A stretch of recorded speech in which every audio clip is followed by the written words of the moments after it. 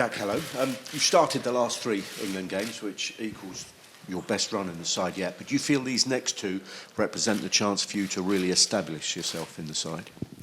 Yep, I think so. I think these next 2 games will be my biggest as an international player. Ukraine was a tough game, and that was probably my biggest to date. But these next 2 will be certainly a step up in pressure. There's a lot of pressure on this game, and if we win the game, then at the end of it, it'll be amazing to get to a World Cup.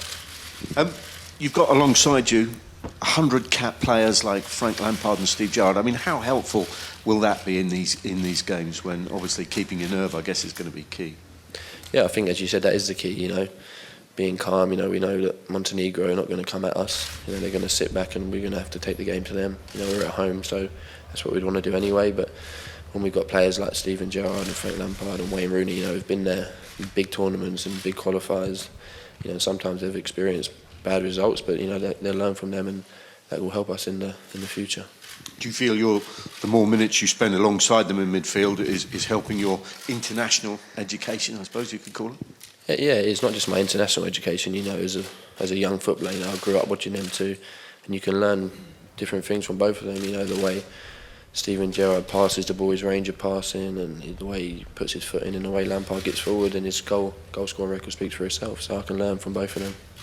Ultimately, it may all come down to making sure England get the goals to win the games. You've got 5 strikers in the squad that are all in form, which must be a really good thought as you go into these games. Yeah, it is. We've got Sturridge and Rooney back as well, which will be massive for us. You want your best players available, and Ricky Lambert has done a great job. And he scored a couple, and he played well in Ukraine. It was a difficult place to go, and to be up there on your own and do the job he done.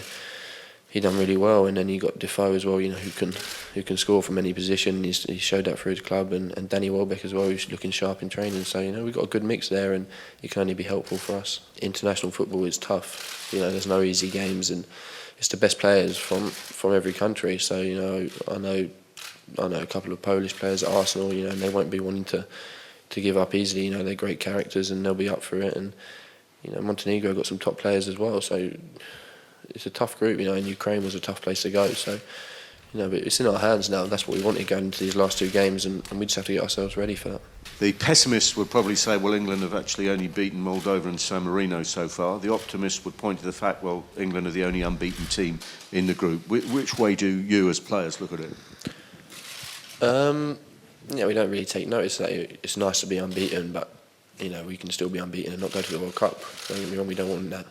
We've got 2 big games ahead of us now. That's the way we're looking at it. We need to focus. Before Friday, we'll get the meetings done now. We'll look at Montenegro, see their strengths. And they're 2 big games, as I said. So that's the way we look at it, and we've got to get 2 wins.